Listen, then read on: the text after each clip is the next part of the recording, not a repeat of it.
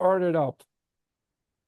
Okay, Dennis Young here, Primitive Substance, your channel for creative people, creative content, artists, musicians.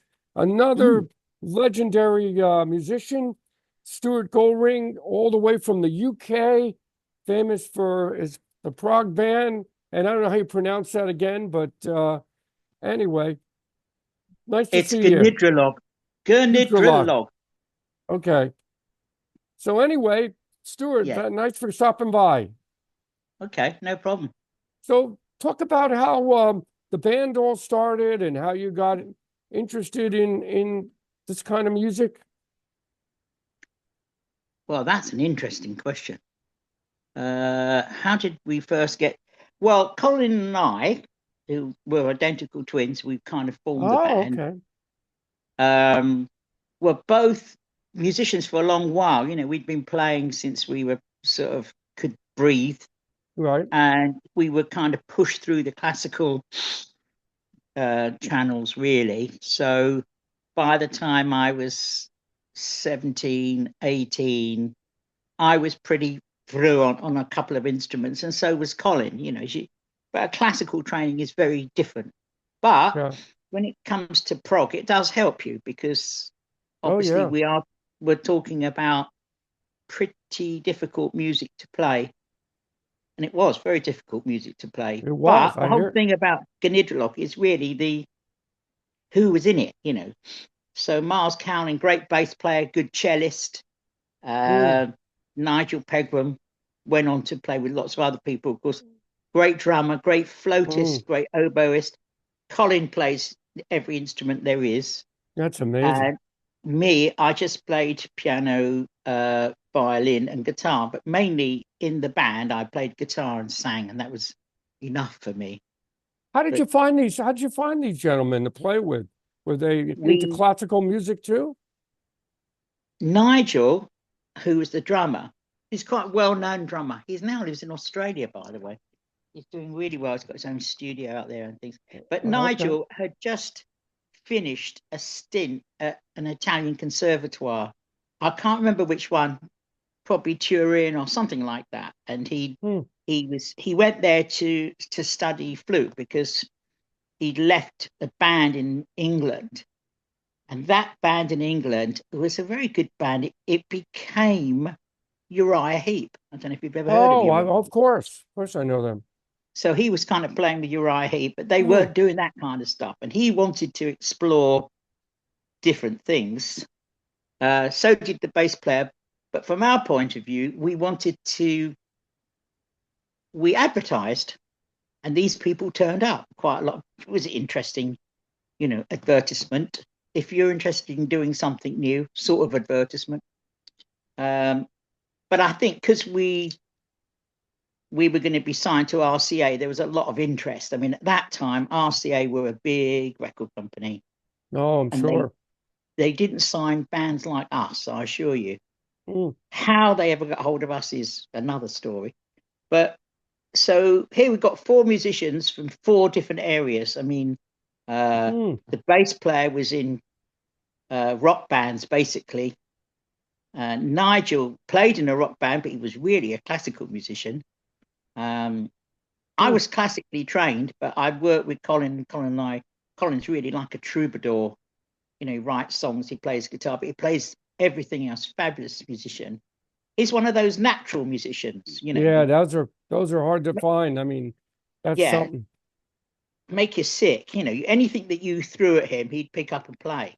But Mm. I'm not like that. I had to train and study and do all that kind of things. But and coming from a different thing entirely. So that's how we found them. We just advertised, Mm. and loads of people came and what's the word? Auditioned, I think is the word. Auditioned with us.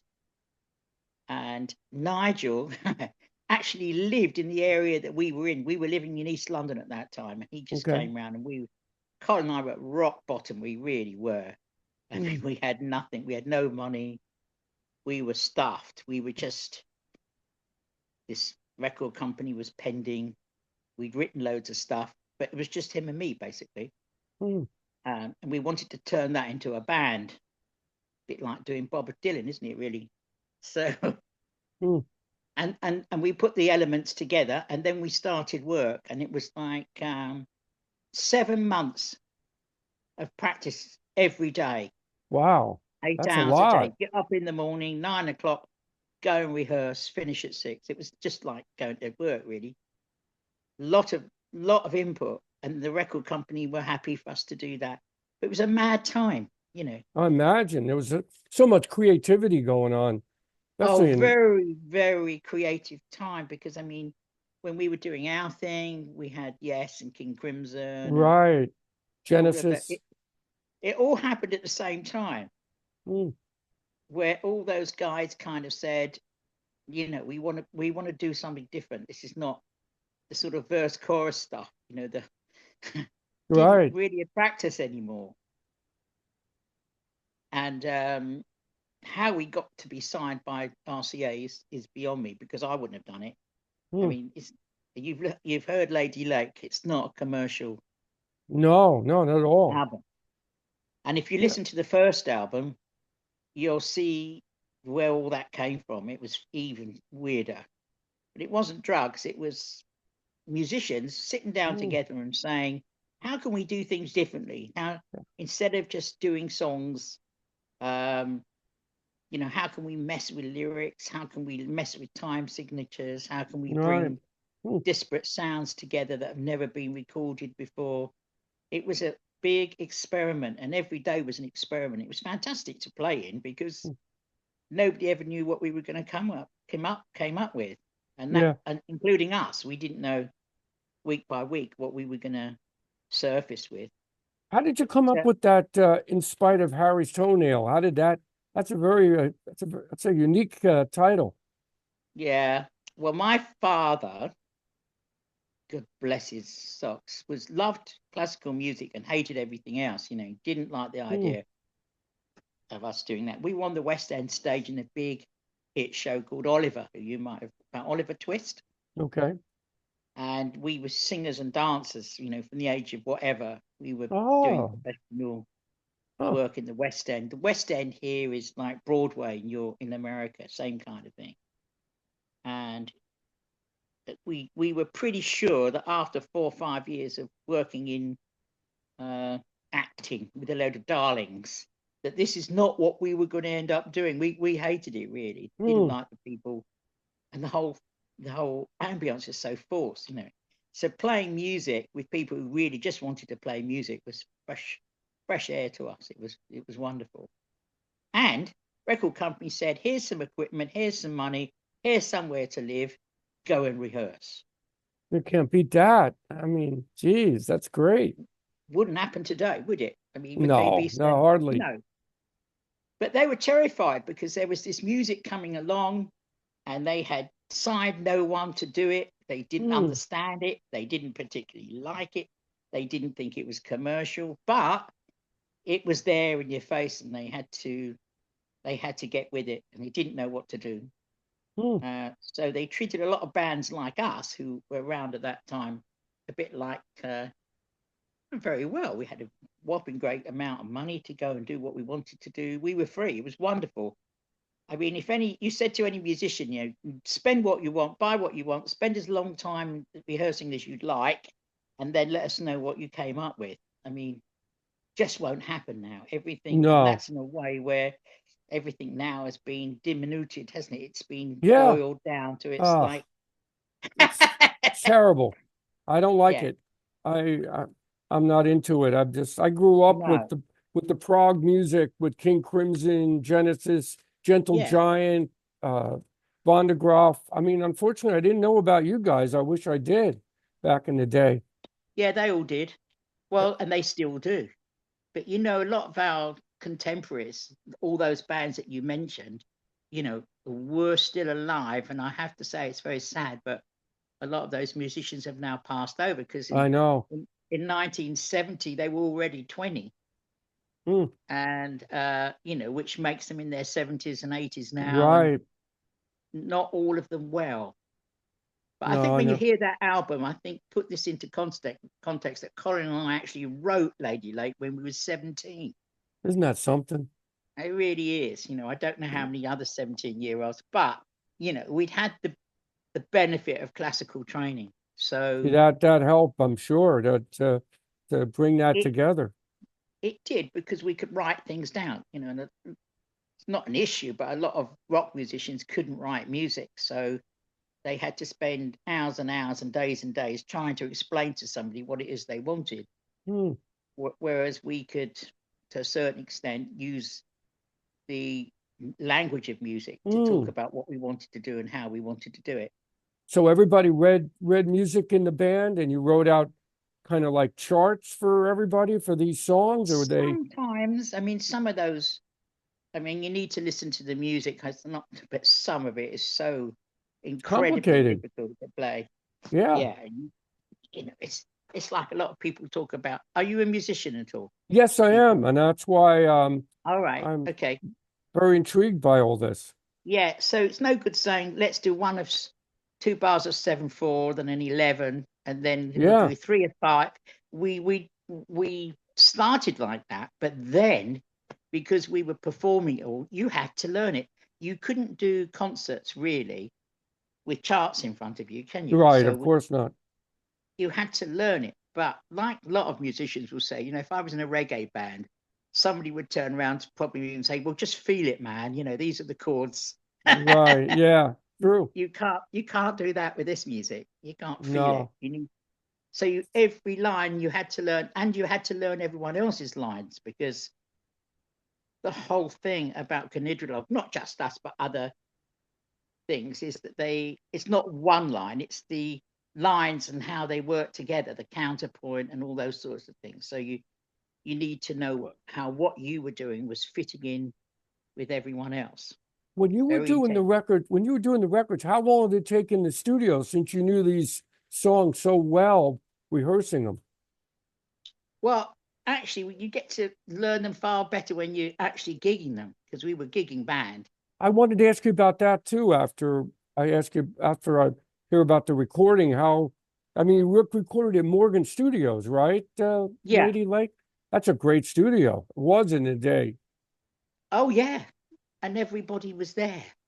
It was Jeez. interesting. And people would wander in who were recording stuff. In fact, next to us, in the studio next to us, there was a band who hadn't been signed yet, but they'd been brought in, I think, by CBS just for a sort of to see how it all went.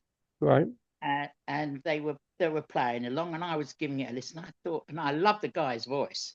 Just had to go in there, and that was Queen. That was the Oh, wow. first time they were in a studio. They didn't have they didn't have an album. They'd only Right. done 2 or 3 gigs, blah blah blah. But they had something, boy, a good guitar player as well in that. And I just thought, Yeah. this is really really good. I like I this. I had a chance to see Queen in high school. They were opening up for Mott the Hoople in New York, and Oh, like a dummy, I didn't go. well, Ian Hunter, Yeah. who's what a great guy, man. Great guy, lovely voice. I knew him well. And we all used to do the same circuit together. Okay. So in England and Europe at the time, there were gigs that everybody played in England. Mm. And the joke was, everyone went up and down the M1, which is our main motorway. I don't know what it'll be in America, but you know, with England, it's just like a long country. So you start at the bottom and you can work your way to the top. Yeah, it's It's funny. not like in America. It's only when I got to America that I realized how big America was and how small England is. Mm. And we'd all meet up at a service station on the M1. And any Friday night after about midnight, you'd have 20 bands sitting there having dinner, because, it's a tiny time you Oh can eat. yeah. Imagine. Wow. And I remember all kinds of bands that would meet there. So what were the Uh, tours like? Who did you tour with in those days? Like, was there like were you a headlining act? Were you opening acts for yeah, bands? yeah, quite a lot of the time. People didn't want to play with us. No? 'Cause- Hmm. no, because we were a really good live band. the records don't capture it, but it was really humorous and acrobatic and all Hmm. those kind of things. It was a real stage show, and people were frightened that they'd get, we'd blow them off. But we managed it okay, and the band was very dynamic to watch. We were trying to get off on the fact that Gnidrolog was a bit weird. The stage show was very weird. We Right. were actors as well, remember? So we were Right. doing Right. Yeah. strange music, but some strange things on stage. But people would come and see us. The big bands would come and see us because they were intrigued with the music rather than all of that. They didn't care much about that. Hmm. And that's why we collaborated with other bands. I mean, Colin, the lead singer, he collaborated with Yes at the time. Oh, really? I didn't know Yeah, that. the weird thing with Yes is that Colin, who's my twin brother, God bless him, well, he's one of the very few session musicians for recorder. The little Oh, recorder yeah. thing. Of course. And if you listen to some of their track, it's Colin playing recorder on all of his tracks. They love the sound of the recorder. I love the sound of the recorder. Yeah. And it was used quite a lot in those days. Some weird things. Oboes, were used quite a lot on records. So, and we had everything, didn't we? We had somebody who could play all the woodwind. Colin and I played brass wind as well. So we didn't really have to employ orchestras and things. We mainly did it all ourselves. It would have taken too long with an orchestra anyway, and too I much money. What I talked to Derek Schulman from Gentle Giant. He was All telling right. me How's he that doing these days? he's doing great. I mean, Great. he was telling me they played with Black Sabbath on a tour of America. That was a really unusual. He would play with Yeah. these unusual heavy metal bands, or even Shana Na or somebody, and No, Giant would be an opening act. interesting. I mean, the Shulman brothers were in Dupree, big sound band, before they were Gentle Giant. Yeah. And a lot of people have kind of seen the crossover between what we were doing and what they were doing, but it was eclectic. It had nothing. We didn't get together and work it out. It's just that kind of music was bound to happen because there were people like us and Derek and his band and Gary Green, nice guitar player, in that band. Yeah. I used to write to Gary because he had carpal tunnel in his hands, and so did I. And he went to live in the States, but we were swapping notes about how we could get a cure. Oh, that's something. I didn't know that. Yeah, nice, very nice guy, good Nice guitar people. player. Yeah. So you guys sounded even though you had your own sound, a little bit of Toll in there, some Giant, a little bit of Von de Graaff, but you still had that original sound that was very unique. Yeah. But we didn't culture it. It just it was just how everybody played. Yeah. And the material, our approach to music was our approach to material. We stayed away from the usual thing that you would do. Whatever was normal, but not only us. I mean, a lot of bands that came later. I like that idea of deconstruction, if you know what I mean. Where Yeah. you leave things out and see what happens. You need space. Yeah. Yeah, well, it's still 4/4, but it may not sound like that if you put, the way you arrange drum patterns and that's kind of what happened because, most people want to dance and therefore 4/4 is the heartbeat. That's the bit that they need. Right. We were kind of doing something else musically, and it was challenging. You understand the difference between impressionism and expressionism, yeah? Yes. So Gnidrolog was an expressionist band. So it took things, it ripped them up, it threw them back onto the paint, and people could stand away and look at it and make of it what they wanted. It wasn't an impression. It wasn't a sort of this is what it could look like on a rainy day. It wasn't anything like that. It was very challenging to listen to, challenging to play. And that's what we liked about it. And that's what you're talking about people like Derek Shulman and what have you. Little bit the same, but they were keyboard-based band, weren't they? Kerry Miniere and those Yes, people. right. You know, I was very, very clear that we weren't going to have any keyboards in the band, because that actually, you know, once you have a keyboard player in the band, I mean, I could play keyboard, but I didn't want to, the instrument, it takes over, doesn't it? Stick a It melloton does. on You're that, right. you You're know, absolutely right. and Yep. I wanted to unpick it. I was much more interested in the blend of wind instruments. And we Interesting. used some really strange ones, like, you know, The oboe? bass clarinet with a Hmm, recorder. Sounds amazing, you know. does. Bob did that, you know. Frippo did all that in his band in when they were doing the early albums. Hmm. He did that. He used real instruments, and I thought, yeah, get on you, mate. Well done. Hmm. So what happened? You only recorded a couple records. What the band kind of just didn't want last long, or what happened? You did a record in '76, didn't you? Your last record? No, what Gnidrolog record? Yeah, I Right. mean, no, the last Gnidrolog thing, which was basic Colin, me, the drummer, and I brought in some session musicians that I wanted to play with, like Okay. Chris Copping from Procol Harum. Do you know Procol Oh Harum? yeah, of course. Great band. And we went to we Nigel's got a studio out in Cairns in Queensland. And Hmm. I thought, never been to Australia. Let's go to Australia. Make an album. Yeah, why not?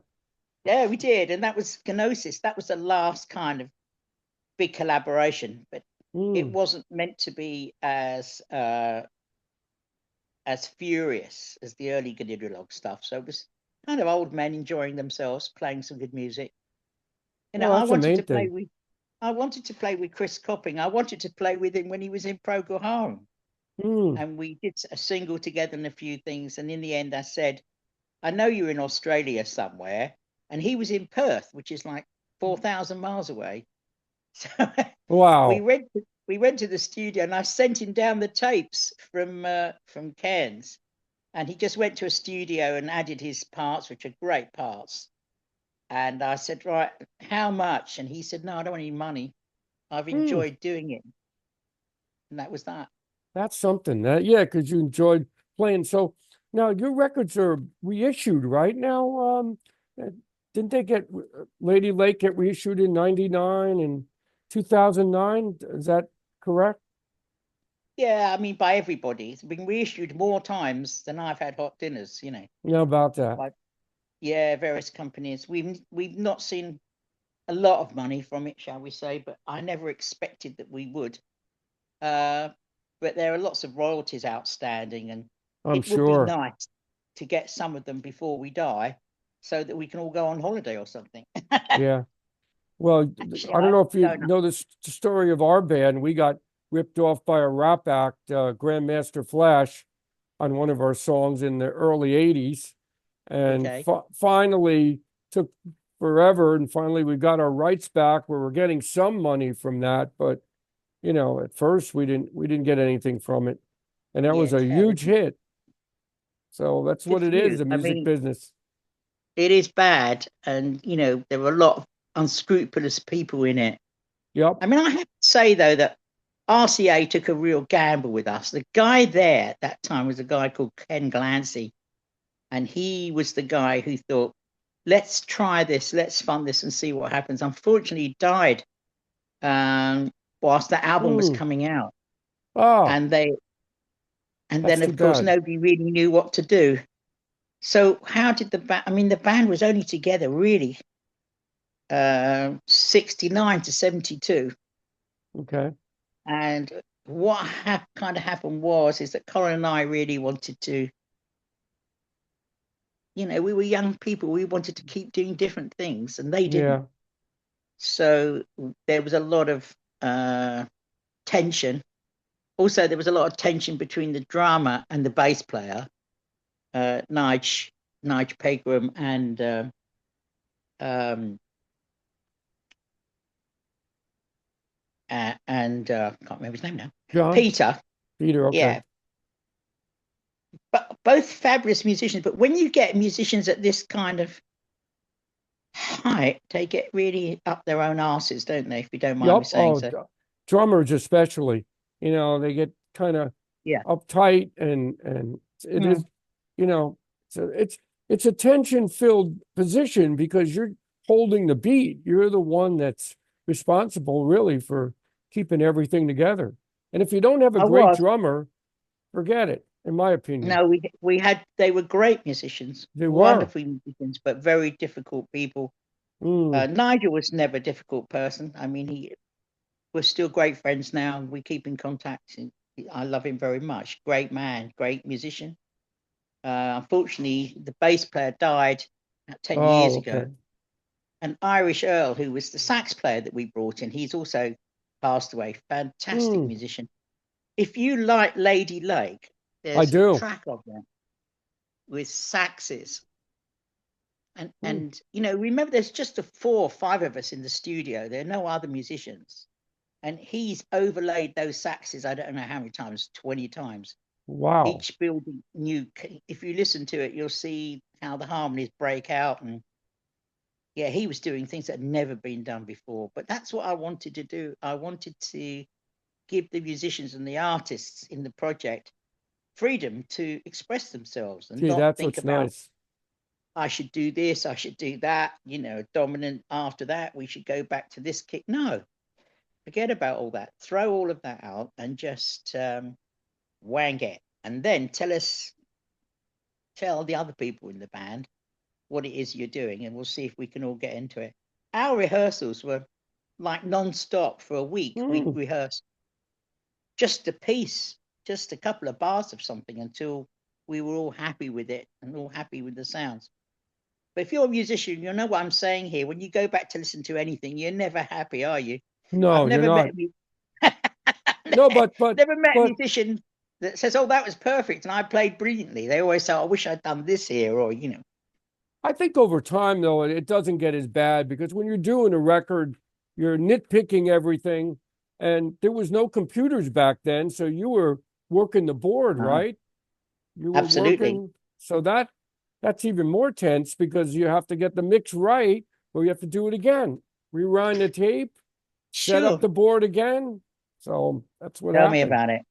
And our second album, no, it might have been the first album, they accidentally erased 2 of the tracks in the studio, and we Oh, had to totally re-record it, which took us an extra week in the studio to start again.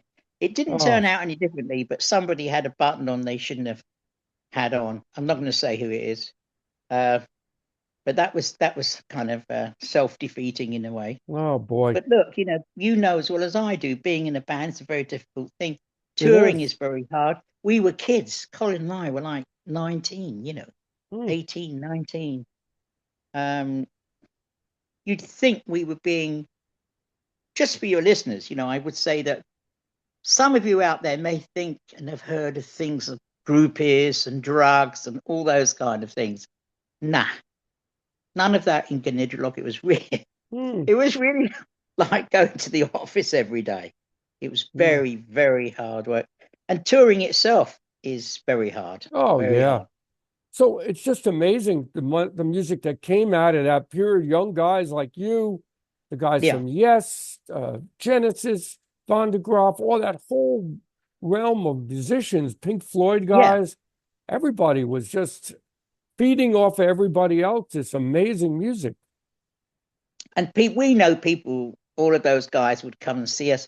A lot of us would play the West End clubs on Mm. midweek because you could go, prog band could go into, there were lots of kind of undergroundy clubs that you could go and play at. And I could see them in the audience there. And, Mm. people would come up and say, just popped in to catch a set. We'd do the same thing. Mm. But, we were working so hard those 3 years that we really never had a night off to go and see a gig anywhere. We were Man. traveling to one or coming back from one.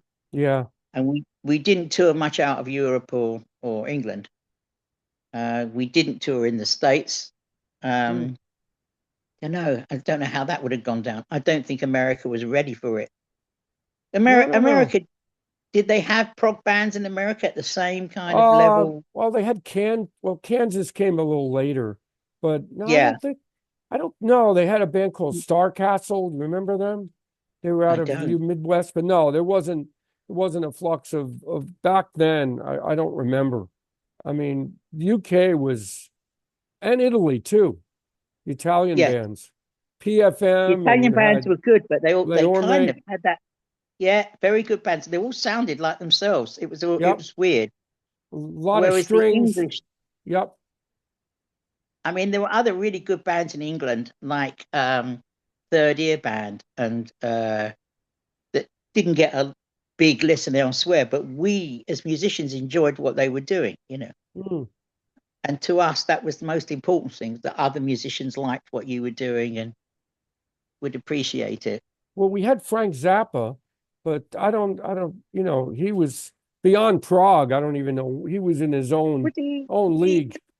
I know, but he was interviewed, wasn't he, at that time? And that Yep. somebody asked him, you know, was he prog? Is this your take on progressive music? And as usual, he was too clever to answer the question, you know, Yeah. because that would have buttonholed him, wouldn't it? And that would have put him into a box that he didn't want to be at.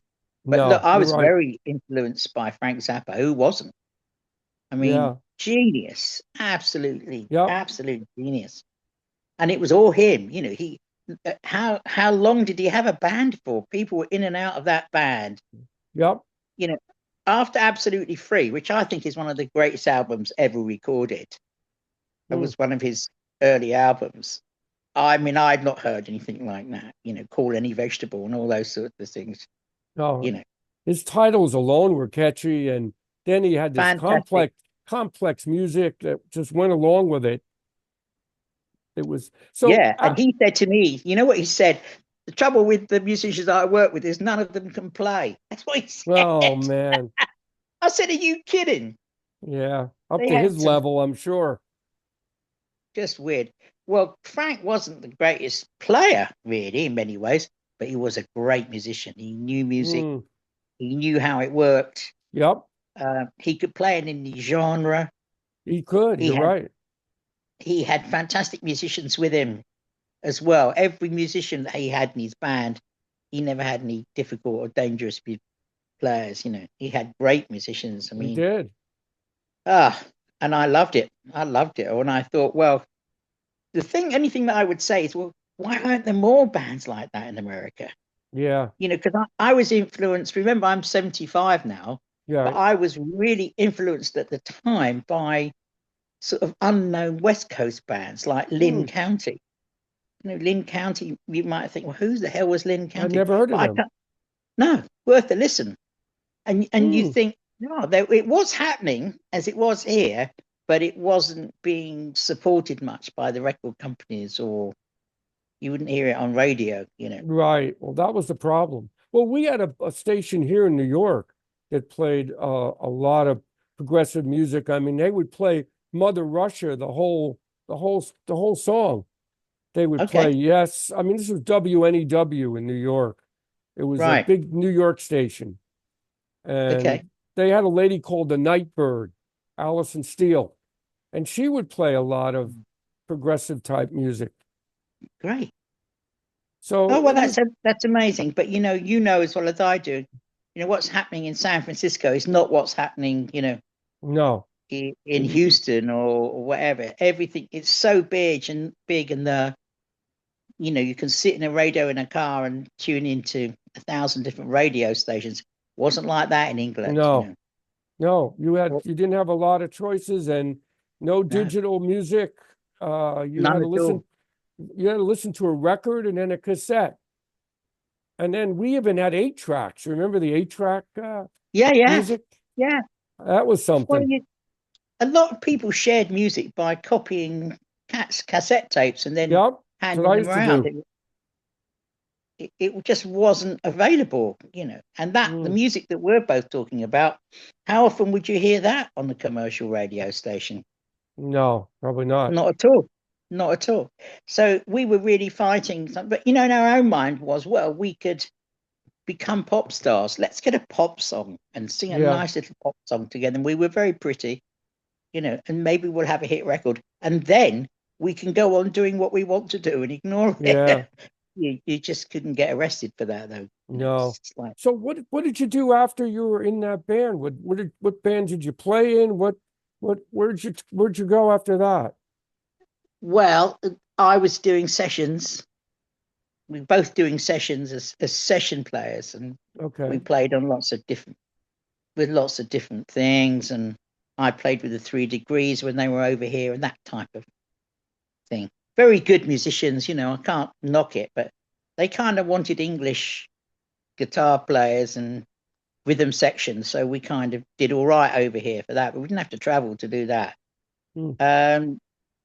And yeah, did some interesting sessions and things, and it was all quite humorous. I remember doing a session with Colin. I didn't get to do many sessions with him because of what he played and how he did it. So we did one session. I can't remember what it's for. It's for BBC, which was really big in those days. It was, if you get a session in BBC, and you went to Maida Vale Studios, which had sort of microphones from the 17th century. It was that sort of thing. How about that?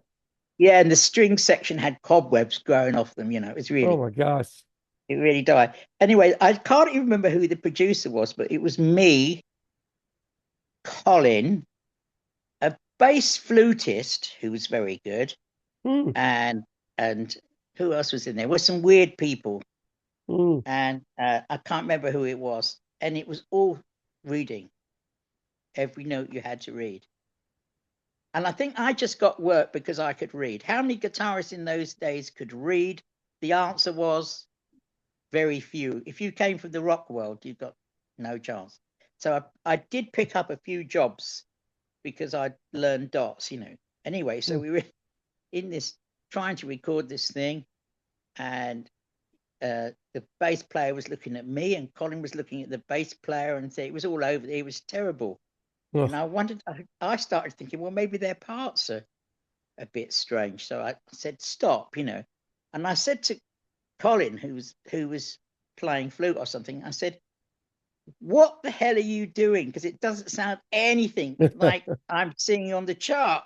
And he said, no, I'm not reading the chart. I'm looking at the bass player and seeing what he's doing. And the bass player said, oh, don't look at me. I'm looking at Stewart. I'm trying to pick up on what he's doing. Oh my gosh.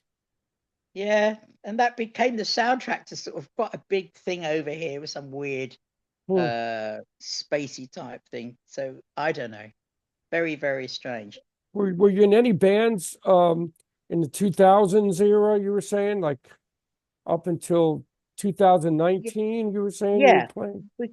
What happened was, is that after we left Gnidrolog, and we were both just scooting around doing various jobs and missing out on quite a few. Nigel, who was the drummer there, he actually joined an English band called Steel Eye Span, who you might have heard of. I've heard of them. And he got a really good gig. And he made some good money and moved to Australia. But at that time, punk was beginning to become quite popular.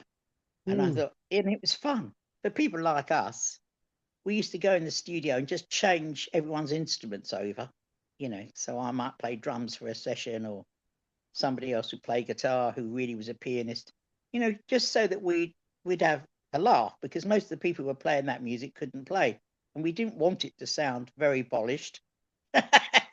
So we tuned all the strings down and what have you. But it was fun. And Nigel, the drummer, said to us, oh, I've just released a song called Bend and Flush by a fictitious band called the Pork Dukes. Can you go in tomorrow, write it, and we'll release it the day after? So we thought, this sounds like fun. So we did that. And we had suddenly huge record sales on it. Yeah, about that. Huh. Yeah. And I mean, I was only paid for the session. I just got the old BBC session fee. So did Colin. We were just happy. Our arse was hanging out of our trousers at the time. You know, poverty had struck. We'd do anything. And we never knew that it was a big hit in America. It sold thousands of records in America. At that time, we knew nothing. So he said, no, you've got to go and do some gigs with this thing, you know. Go out there with this pork juice thing and go and do some gigs for it. And I said, look, we're bloody, you know, jazz rock musicians. We don't, there's nothing punk about us really. And he said, yeah, but we need to, the record company is saying, you know, you've sold 4,000 yesterday. You've got to go out and do something. Right. So we did some gigs and they were horrendous. Oh. But a lot of fun. If you listen to any of the pork jukes thing, it's quite clever. And nobody knew whether we were being straight or taking the piss, which means what we were doing was taking the piss in our own inimitable fashion. But very good stuff in many ways. Anyway, so later, this would have been about 1997, something like that. Somebody wrote to me from the States and they said, did you know that your Pork Dukes record was selling again? And that somebody had re-released them all? And are you getting any of the royalties? So I said, get any royalties? Never got any royalties in the first place. But we looked into it and they said, you've got to come over here and do a tour because, you know, to support this release. And in fact, there were more people at our shows than there were for the Sex Pistols in America. It was quite weird. Oh, wow. I didn't know that. Oh, yeah. Interesting. And then we had places in America where, you know, we were like pop stars. Everybody knew that those records, they were the kind of records that you never owned up to because they were filthy. And we got banned all over America. We were certainly banned in San Francisco and Los Angeles, and which was great. Because if you're banned in America, you can absolutely, I mean, that's one of the best things that can happen to you, really. And from between 2000 and 2019, we would come to the States every year, making money and doing gigs. And yeah, that is fun. Something. That is such an extreme from the prog to like a punky type of music. That is really interesting. How that. Well, we had to have something where you didn't need to rehearse, right? Yeah. Because, you know, I was snatching people from here, there, and thither. To give you an example, our bass player, very sadly, lovely guy, Dennis, died, and but we had 2 tours to do in America. And I thought, what the hell am I going to do? So our drummer at the time, Nicky Forbes, he's played with the Damned and loads of other people, said, I know a guy out in wherever it was. San Bernardino or something like that. Great bass player. And he'd love to do this. He doesn't want any money. He's kind of got money. He's sorted all that out. He hadn't played with big bands, but he knew of us. Okay. I said, okay, well, I said, we've got some gigs coming up in, I mean, where we sold our most records was in the, around Philadelphia and New York, believe it or not. Oh, I didn't know that. No. Now, how many records did you put out? Sorry to interrupt there. What? With the Pork Dukes, there was about 5, 6 albums and about 10 singles. Wow. Things, yeah. So keep going. Sorry to interrupt. About the bass player? Yeah, no, so I'm just saying this is how you get hold of a bass player. So we said, oh, come over. You know, we're doing a gig in, fuck knows where it was, Nazareth, somewhere around there. Just turn up with your thing. And he said, well, what tracks are you going to play? So I told him what tracks we're going to play. And he said, it's very simple. They're all recorded. They're on the record. Learn them. You're playing them in 3 days' time at these gigs. Oh, that's something. And he was great. He just came. He knew him note for note. That's what I always found about the difference between English and American musicians. You know, American musicians are so professional. Absolutely. You know, they never moan. They just get on with the work and they do it very well. English musicians, pain in the arse. You know. Oh boy. And now, did you play like CBGBs and all those punky type of clubs? CBGBs had closed, hadn't it? I mean, it closed. Yeah. So we would have done, but it was over for CBGBs by the time we arrived on the scene. Oh, okay. But we played some good venues, and we actually made some money. it wouldn't happen now because your dear leader won't allow us in. They wouldn't allow us into the country. No. And I'm hearing from a lot of people that I know in English bands that have been touring America for years are now giving it up. It's just too much Well, we need a trouble. visa now. There's a visa we need now, an application to fill out to come to England. And now we also have Yeah, something called Real ID, which is a new license you have to get. And right. you can't get on a plane unless you have a passport now, unless you get that license. So it's Terrible. such a mess. And that's to travel in the States, that Real ID, the new license, and then combination. If you don't have a passport, you can't get Yeah. on a plane.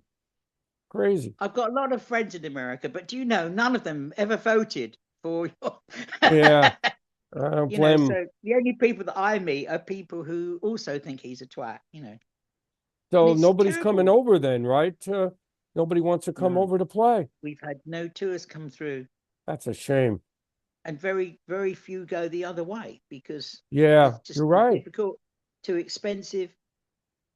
But it was great because when we were touring in the States, people were really pleased to see an English band, couldn't believe Yeah. Oh, back yeah.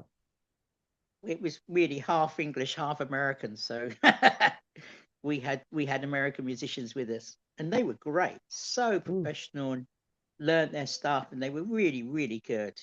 And it was Colin and me and our drummer Nicky. And the reason being is that I couldn't. It would have really. I mean, the people at the border can spot an English band a mile off, Oh, I'm can't they? sure. Oh, I'm sure. So in It's the end, we didn't funny. take guitars or anything with us. We wore suits. We said we were attending Christian conventions, That's and funny. got us in. Yeah. Oh, what else you gonna do, right? They love stopping bands, these customs guys. That's one of their favorite things to do. Yeah. Well, the thing is, don't look like a musician.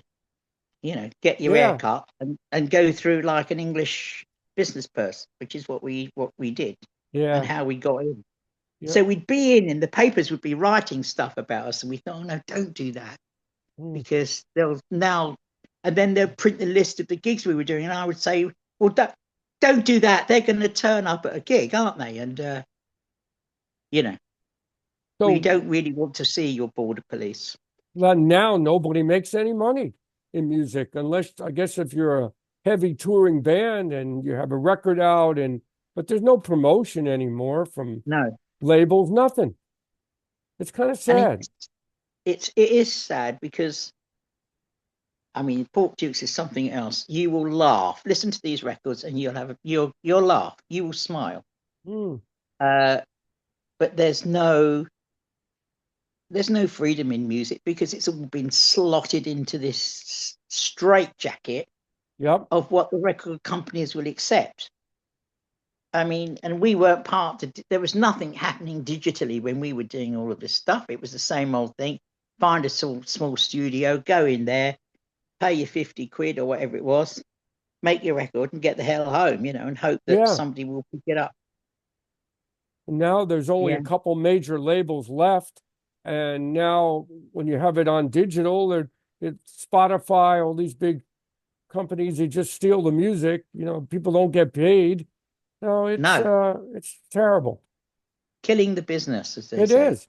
I don't know if I feel sorry for these young bands and artists coming up. I'm sure there's a lot of good ones. It's just I don't think they have the opportunity like you did, to No, to explore your creativity. it was wonderful. And I agree with you. But now it's not what you play, it's how you look, isn't it? So Of to a certain course. extent, and I'm not knocking people who look good, who can play and write brilliant music, because there are plenty of those around, I'm sure. There's loads of talent, loads of Yeah. talented people around, probably writing fantastic stuff that will never get heard because, it doesn't press the right buttons. No. And there's nothing in prog really that is happening that No, I don't think so. excites me, I'm afraid. It's all very, It's kind of it used to heavy get, metal. It's like a heavy metal prog era. I don't hear anything that strikes me as you Mm. know, really creative like that period of time. Maybe I'm biased. I don't know. I think it was much more musical. And the reason was, okay, I'm a guitar player, but I also play other instruments. We didn't look at playing an instrument in that way. Hmm. We looked at how the instrument contributed to the material, you know. Right. And unfortunately, what happened then is everyone started tapping and all this kind of stuff. And it wasn't about that at all. It was just about showing off and looking what I can do and the noises that I can make. But, you know, did it contribute to what you wanted to be saying in the music? Hmm. It's a shame. And then, of course, it just becomes a guitar solo with a. They should just do a guitar solo with a beatbox. You know? Right. And a computer. All he needs a laptop, some good Yeah, software, a good drum machine, maybe some a little bit of hardware. Now they make these synthesizers the size of your palm that yeah. create amazing music, but I don't know. What is it? It's How many musicians nowadays? You choose 4 or 5 musicians of your choice and put them in a studio with some instruments and say, now do it. And off you go. How many people could actually do that? I don't know. I don't either. Uh, it's just, and yet we were having a lot of fun doing it. Right. And you guys I made, don't, records that will still stand up to time. I mean, people are still listening to them. yeah, it's incredible, isn't it? I mean, well, it was incredible that it got released and that people took it seriously. And, you know, there is some good music on those albums. I'm very proud of There them, is. especially, you know, I was a kid, really, wasn't I? 18, 19. Wrote it when I was a 17-year-old. It was, yeah, come on. Yeah. Not many people doing that, however good, bad, or indifferent it is. But there are some tracks on those two albums that define any kind of time or logic, really, don't they? You just think, well, Yeah, oh, they do. And I didn't think about no keyboards on those records. I really didn't none. think about Yeah. it till you said that. I'm saying, wow, Mm. this sounds so full without, a Mellotron or a Moog. It's just so rich. Yeah, because it just sets it when you're using real instruments and you record them Right. well. And I think I both of agree. those albums are recorded pretty well. You know, to record an acoustic guitar well was quite difficult. We didn't have the help that you have now, No, that musicians have now. And I mean, now the studio is an instrument on its own, isn't it? it is. We could only do the best with what we had, but in our minds, we knew what we wanted to create, and just hope that the producers wouldn't get in the way too much and stop you.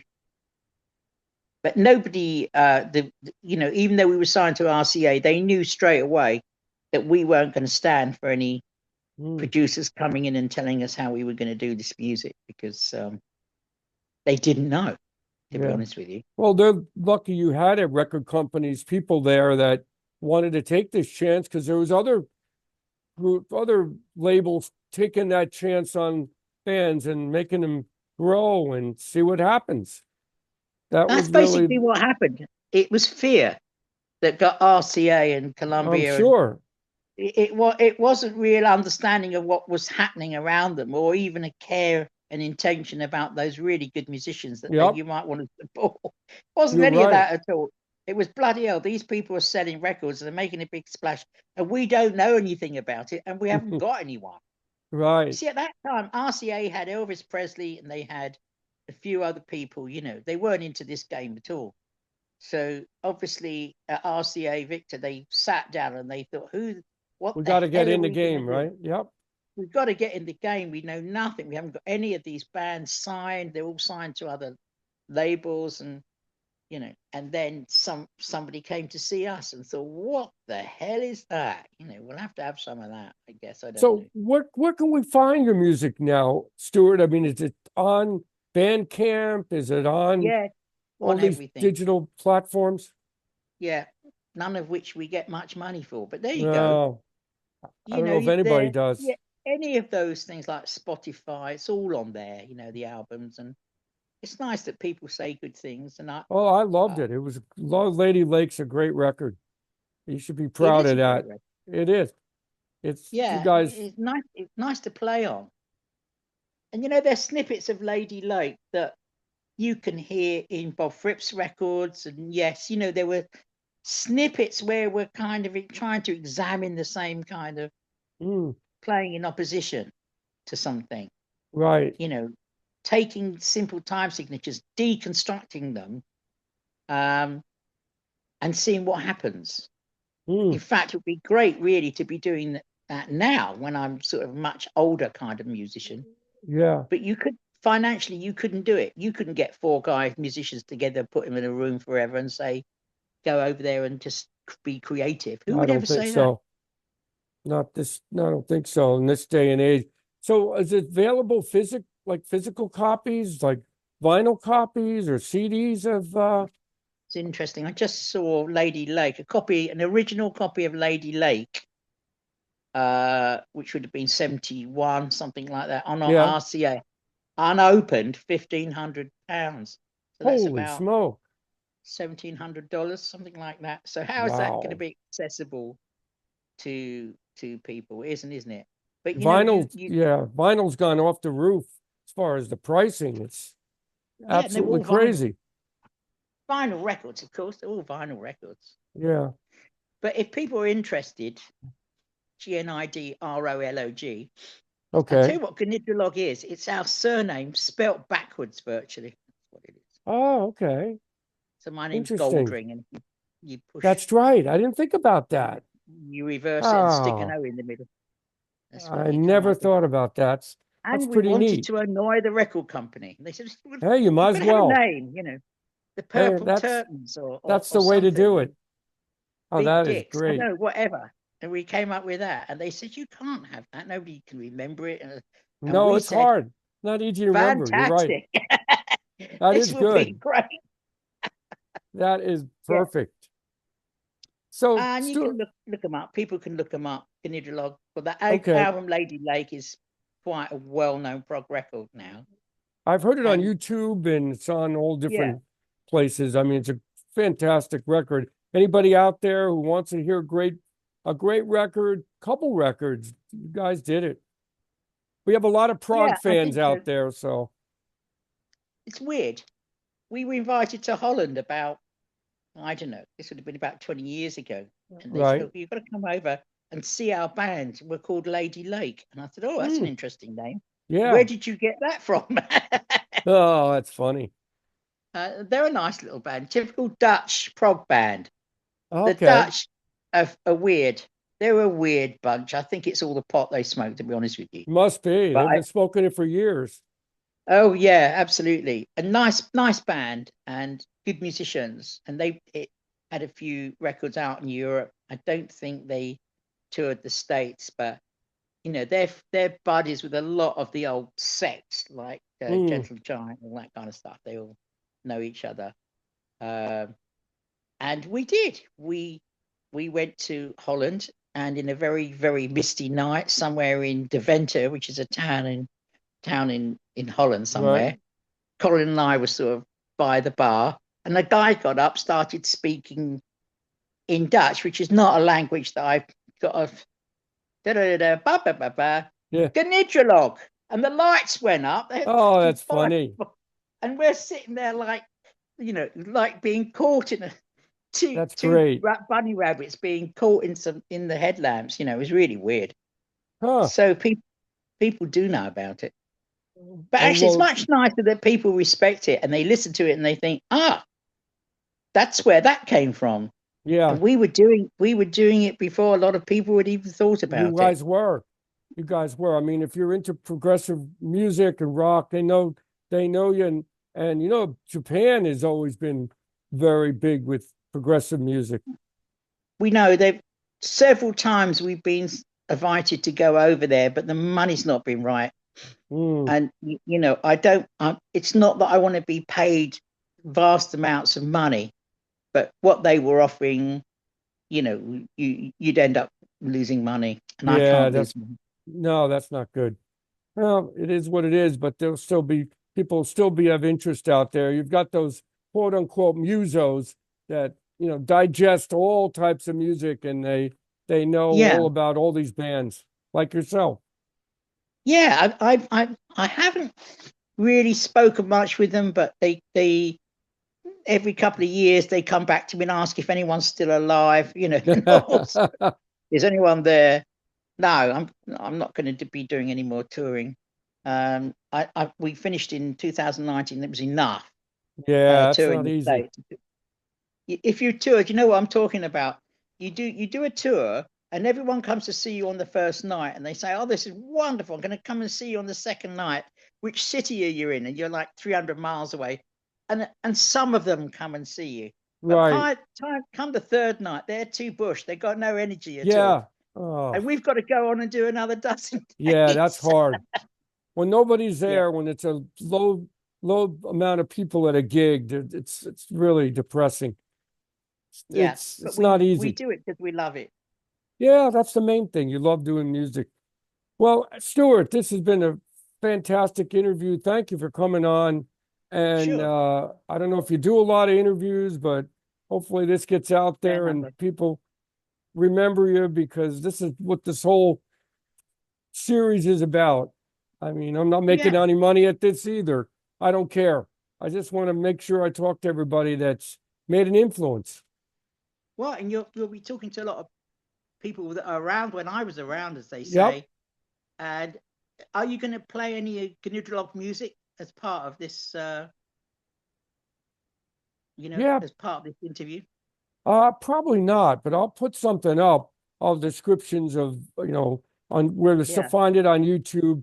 I don't really do, music or uh, showing the Okay, records yet. Maybe on a future broadcast, I'll do that. that's great. And But I'll have in the well, description where they can find your music for sure. yeah, please do. Because Okay.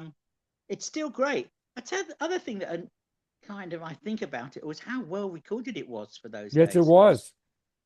Yeah, I mean, no quality is digital, great. fantastic. There were so many great recordings back then without digital help or Pro Tools or it Yeah, was amazing, great engineers back then.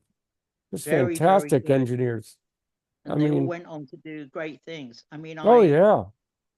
they had to, because in those days it was their ears, the band, Yep. working with the band, their ears, trying to create new sounds, new sound environments. Very, very hard. I mean, we were recording at Morgan and Delaney, good Yeah. studios. You had great Um, engineers there, I'm sure. yeah, and You terrific had to. gear. But I you had to mean, get 20 people on the sliders at the end of the yeah, that's true. end of the mix. Oh yeah. So, all right. Anyway, look, great to speak to you, Thank and you for doing this. I dare say you'll get some people who know me in America I'm sure they do. sending you on. I'm sure they're going to say, "Wow, Stewart's on." So they're definitely going to watch it. All Good right. luck to you. Thank Thanks you, very much. and have a great day night in the UK. Take care Thank you now. very much. Bye Bye bye now. now. See ya.